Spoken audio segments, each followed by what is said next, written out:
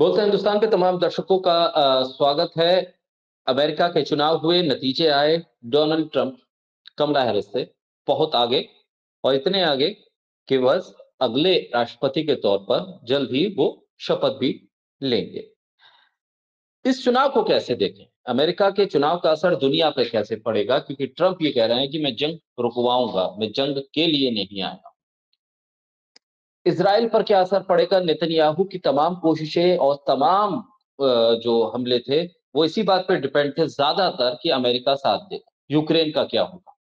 और फिर सबसे बड़ा सवाल ये कि क्या गाजा का मुद्दा अमेरिका के चुनाव पर हावी हुआ, तभी कमला हैरिस उन जगहों से हारी जहां ये लग रहा था कि कमला हैरिस को मुसलमान तबका वोट कर देगा। ट्रंप की तरफ वो शिफ्ट हो गया क्योंकि ट्रंप जंग के खिलाफ। तमाम मुद्दों को हम समझेंगे। हमारे साथ डॉक्टर प्रकाश केरे हैं, उनके साथ जानेंगे। प्रकाश जी, स्वागत है आपका। जी जी, धन्यवाद। प्रकाश जी, कैसे इस चुनाव को देखें? अगर डोनाल्ड ट्रंप ये कहते हैं कि मैं जंग रुकवाने आया हूं, जंग रुकवाऊंगा, तो अमेरिका का साथ इजराइल को क्या अब गाजा लेबनान के मुद्दे पर नहीं मिलेगा? क्या यूक्रेन के मसले पर अमेरिका वहां से वापस आएगा और कहेगा कि बस जहां तक हमले होने थे हो चुके, मामला खत्म कीजिए? क्या ये स्थिति हमें देखने को मिलेगी, या सिर्फ उसे भी बयान के तौर पर हम देखें कि पॉलिटिकल देखिए, बयान था? पहले अंतर्राष्ट्रीय स्तर पर क्या इसका असर हो सकता है, इस परिणाम का, इस पर बात करने से पहले हम लोगों को इस चुनाव के रिजल्ट की कुछ बातों को अंडरलाइन करना चाहिए। जैसे ठीक। सीनेट में भी रिपब्लिकन पार्टी को बहुमत मिला है, और हाउस में थोड़ा सा लग रहा है कि मामला थोड़ा वो है, लेकिन अभी उन रिपब्लिकन पार्टी ही आगे है, और ट्रंप का ऑफिशियल आ ही गया कि उतना नंबर उनके पास है। और कमला हैरिस को हर जगह और हर तबके में, मतलब जितने भी तरह के वहां एथनिसिटीज हैं, उनमें बाइडेन के मुकाबले उनको कम वोट मिला है, और ट्रंप पॉपुलर वोट भी ज्यादा लेकर आए हैं। और ट्रंप को हर वर्ग में उनका वोट बढ़ा है पिछले दो चुनावों की तुलना में देखें तो। इसका मतलब ये हुआ कि इस नतीजे पर कई सारे मुद्दे जो है उनका असर रहा है, और उसमें से एक मुद्दा गाजा और एक मुद्दा यूक्रेन का है। क्योंकि जैसा आपने बताया कि जो अरब मुस्लिम कम्युनिटी है, या मिशिगन में एक मेयर हैं मुस्लिम मेयर, और यूथ में जो ट्रंप का सपोर्ट बढ़ा है, हर तबके के यूथ में।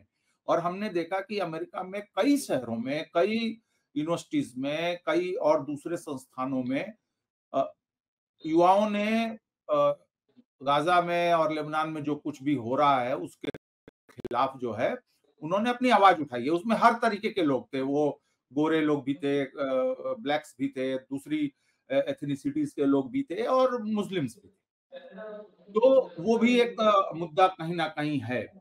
और यूक्रेन पर तो खैर ट्रंप लगातार बोलते रहे हैं, और ट्रंप के जो समर्थक हैं, जो मुखर समर्थक हैं, बड़े समर्थक हैं, वे कहते रहे हैं कि भाई ये हम लोग क्यों पैसा वहां पर वो कर रहे हैं, बर्बाद कर रहे हैं। और देखिए, गाजा वाली जो फलस्तीन वाला मसला, या अरब वर्ल्ड, ईरान वगैरह का जो मसला है, इस पर हम बहुत रेडिकल पॉलिसी चेंज की उम्मीद हम नहीं कर सकते इस एडमिनिस्ट्रेशन से, पीछे के इतिहास को देखते हुए। लेकिन दो तीन चीजें हम जरूर अंडरलाइन कर सकते हैं। जैसे अभी ट्रंप ने लगातार अपनी बातचीत में कहा कि जैसे उनसे पूछा गया क्या ईरान में आप रेजिम चेंज की कोशिश करेंगे, तो उन्होंने कहा कि भाई अपने हमारा ही घर नहीं संभल रहा है, हम दूसरे के मामले में हम कहाँ जाएंगे। और उन्होंने अंतिम दिन एक बयान में कहा कि मैं ईरान को नुकसान पहुंचाना नहीं चाहता हूं। और आज भी उन्होंने बोला अपने जब वो जीत का दावा कर रहे थे कि मैंने कोई 4 साल में युद्ध नहीं किया था, और इस्लामिक स्टेट को हमने हराया था। और इस्लामिक स्टेट का जो कहर 2-3 साल 4 साल तक रहा अरब में, तो ना तो उससे अरबों को कोई फायदा था, और ना ईरान को कोई फायदा था। और हम सब जानते हैं कि इस्लामिक स्टेट के पीछे की भी क्या कहानियां हैं। तो हम जो उम्मीद करेंगे वो ये है, एक तो यूक्रेन पे वे निश्चित रूप से वो फंडिंग वगैरह भी रोकने की बात करेंगे। आपको याद होगा पिछले बार उन्होंने नाटो को फंडिंग देने से मना कर दिया था। बोला था कि यूरोप को अगर अपनी सिक्योरिटी करानी है तो उसको उनको पेमेंट करना पड़ेगा। उन्होंने साउथ कोरिया में जो अमेरिकी सैनिक अड्डा है वहां से सैनिकों की संख्या भी बहुत कम कर दी थी कि आपको अगर हमारे सैनिक रखने हैं तो आपको हमको पेमेंट करना पड़ेगा। उन्होंने जापान को भी कहा। तो एक तो हम यूक्रेन पर बहुत जल्दी कुछ पॉजिटिव होता हुआ देखेंगे। और इनफैक्ट एक जो अ, अ, डर था कि भाई आप डोनाल्ड ट्रंप जो है अमेरिका में आ जाएंगे, तो उसके पहले बाइडेन एडमिनिस्ट्रेशन और नाटो ने ये कोशिश की पिछले जून जुलाई में कि 100 अरब डॉलर का एक ऐसा फंड बना लिया जाए जिससे कि कई साल तक आगे जो है हम यूक्रेन की मदद करते रहें। और जब भी देखें, चाहे वो इजराइल हो या यूक्रेन हो, जब भी मदद की बात जो होती है अमेरिका से या पश्चिमी देशों से, तो वो बहुत बड़ी रकम जो होती है वो हथियारों के रूप में होती है। कहने का मतलब कि अमेरिकी और यूरोपीय जनता के पैसे को युद्ध के बहाने, जनसंहार के बहाने उस पैसे को डाइवर्ट किया जाता है हथियार बनाने वाली कंपनियों, और उसके बदले में हथियार बनाने वाली कंपनियां जो हैं वो नेताओं को चंदा देती हैं, घूस देती हैं, चाहे जो भी करती हैं। और और किसी को मुगालता नहीं होना चाहिए कि यूरोप में और अमेरिका में जो है राजनीतिक बेईमानी, भ्रष्टाचार नहीं है, वहां भी बहुत खूब है। तो एक तो हम यूक्रेन में ये देखेंगे। इजराइल पर उन्होंने लगातार बोला कि जब मैं 4 साल राष्ट्रपति था तो हमने अब्राहम एकॉर्ड कराया और अरब देशों को और इजराइल के बीच में रिश्ते बनाने की हमने कोशिश की। तो अब अब्राहम एकॉर्ड को जब वो इतना बड़ाई करते हैं उसकी, और इनफैक्ट अगर ट्रंप के नजरिए से देखा जाए या इजराइल के नजरिए से देखा जाए, तो एक तरीके से वो अब्राहम एकॉर्ड सक्सेसफुल भी रहा, क्योंकि जो उसका उद्देश्य था कि भाई अरब देशों का को इजराइल के करीब लाया जाए, तो उसमें वो कामयाब रहा वो एकॉर्ड काफी हद तक। तो एक तो उसको वो पुश करने की कोशिश करेंगे। अब मामला ये है कि जो पिछले 1 डेढ़ साल से जो दुनिया देख रही है गाजा में होते हुए और उसके बाद लबनान में, तो अगर हम अरब वर्ल्ड की बात करें और जो वे वोटर जिन्होंने इन मुद्दों पर ट्रंप पर भरोसा जताया होगा या बाइडेन और हैरिस को उन्होंने पनिशमेंट दी है, तो उनका एक तो उनको आपको सेटिस्फाई करना पड़ेगा जो उनकी उम्मीद है। दूसरे, ट्रंप एडमिनिस्ट्रेशन को एक ऐसा प्लान देना पड़ेगा जो अरब के बादशाहों को भी जो है वो पसंद आए या उसको एटलीस्ट वो मंजूर कर सकें, और अरब के की आम जनता को भी वो रास आए। क्योंकि अभी क्या स्थिति है कि अरब के लोग जो हैं, आम लोग जो हैं, वो अपने हुक्मरानों से बहुत नाराज चल रहे हैं कि भाई आपने किया क्या है, ये क्या हो रहा है, आपने आपकी तरफ से कोई कोशिश क्यों नहीं हुई। और मुझे लगता है कि जो पीछे ट्रंप एडमिनिस्ट्रेशन का जो अरब के साथ एक ठीक ठाक रिश्ता गुजरा है, तो मुझे लगता है कि अब अरब के नेता भी जो है अमेरिका पर प्रेशर बना सकते हैं। और इसमें दो चीजें हैं कि अरब के साथ जो रिश्ता है अमेरिका का, उसमें एनर्जी सोर्सेज जो हैं, रिसोर्सेज जो हैं, वो बहुत महत्वपूर्ण रोल अदा करते हैं, गैस, तेल, ये सब। अब ट्रंप क्या कह रहे हैं कि मैं अमेरिका में तेल निकालने के काम को बढ़ावा दूंगा।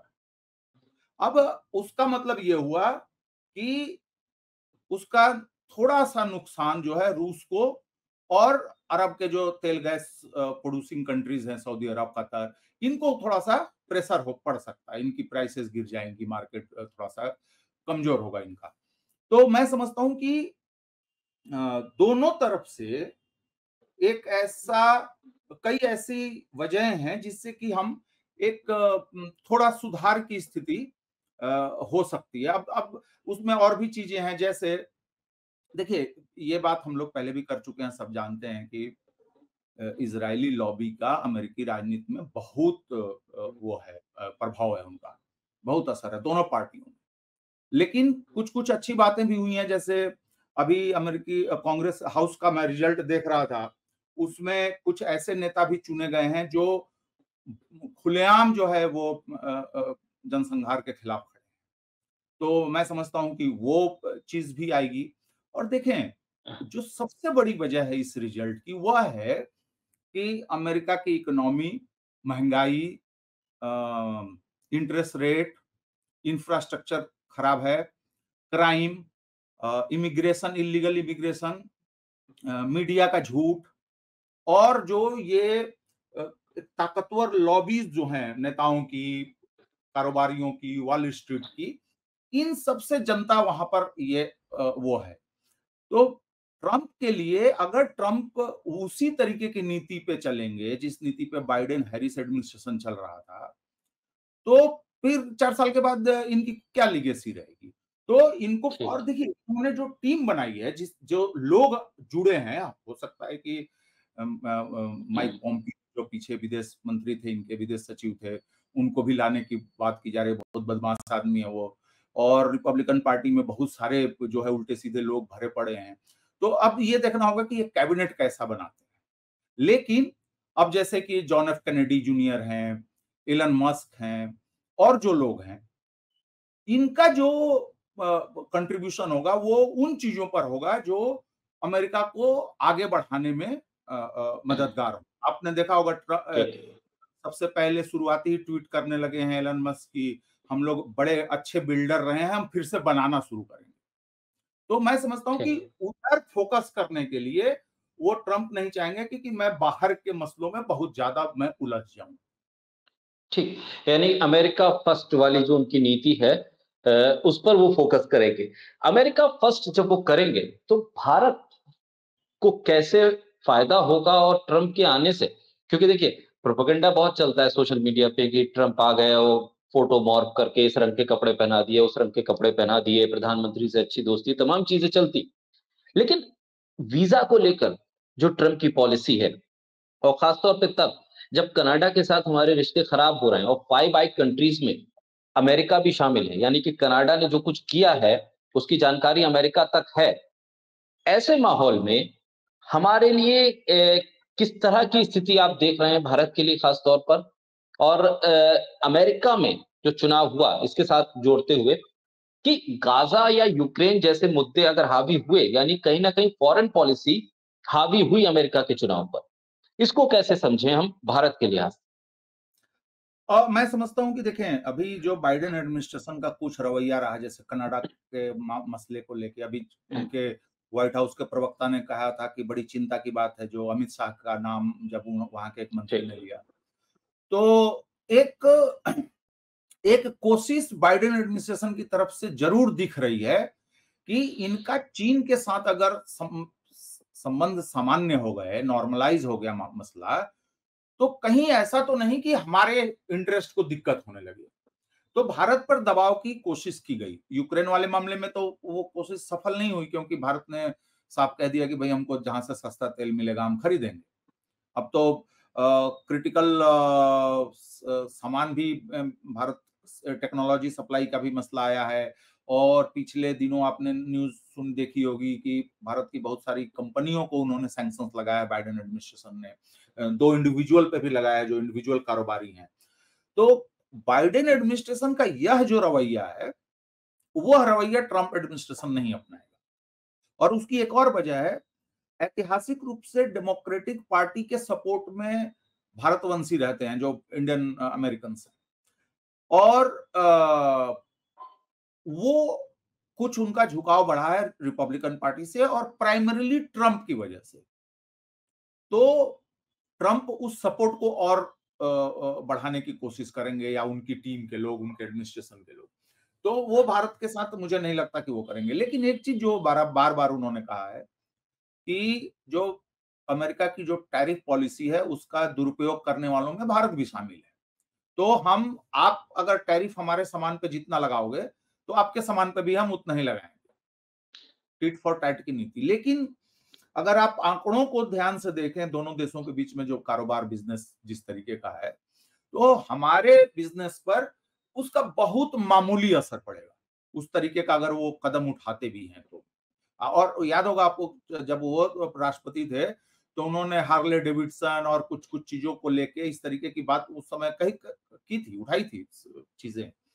तो मैं समझता हूं कि भारत पर असर नहीं पड़ना चाहिए बहुत ज्यादा।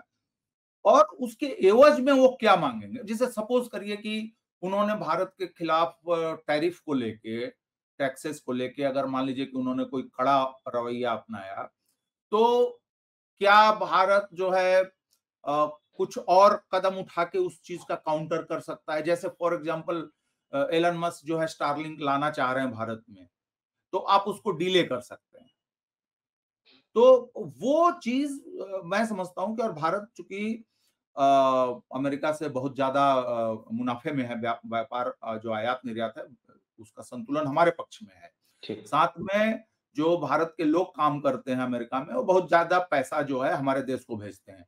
तो मैं समझता हूं कि हमारे पास दोनों देशों के पास उस तरीके के आधार हैं कि वो बहुत ज्यादा असर नहीं होगा। और मुझे लगता है कि एक लेवल पे ट्रंप का आना भारत के लिए इस सेंस में फायदेमंद हो सकता है कि जिस तरीके से बांग्लादेश में चीजें घटित हुई हैं, और उसमें सीधा सीधा क्लिंटन फाउंडेशन का हाथ है, उसके मोहम्मद यूनुस के पीछे, और पाकिस्तान में भी बाइडेन एडमिनिस्ट्रेशन ने खेला किया।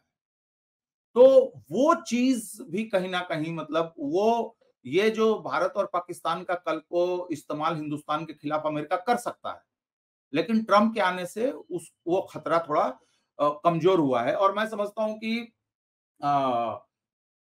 जिस तरीके से ट्रंप ने पिछली बार रूस के साथ, चीन के साथ, यहां तक कि नॉर्थ कोरिया के चेयरमैन के साथ उन्होंने मुलाकात की, तो इस तरीके का वो रवैया अगर अपनाते हैं तो मुझे लगता है कि भारत के साथ संबंधों पर कोई असर नहीं पड़ेगा। और इसमें एक और चीज जोड़ता हूं,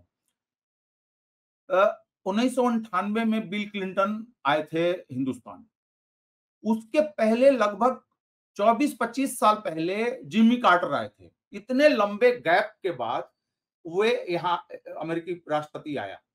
उसके बाद से अगर आप ट्रैजेक्टरी देखेंगे, हमारे यहाँ अलग अलग पार्टियों की सरकार रही, गठबंधन की सरकारें रही, कांग्रेस के नेतृत्व में सरकार रही, फिर अभी वाजपेयी जी और इनका प्राइम मिनिस्टर मोदी की गवर्नमेंट चल रही है।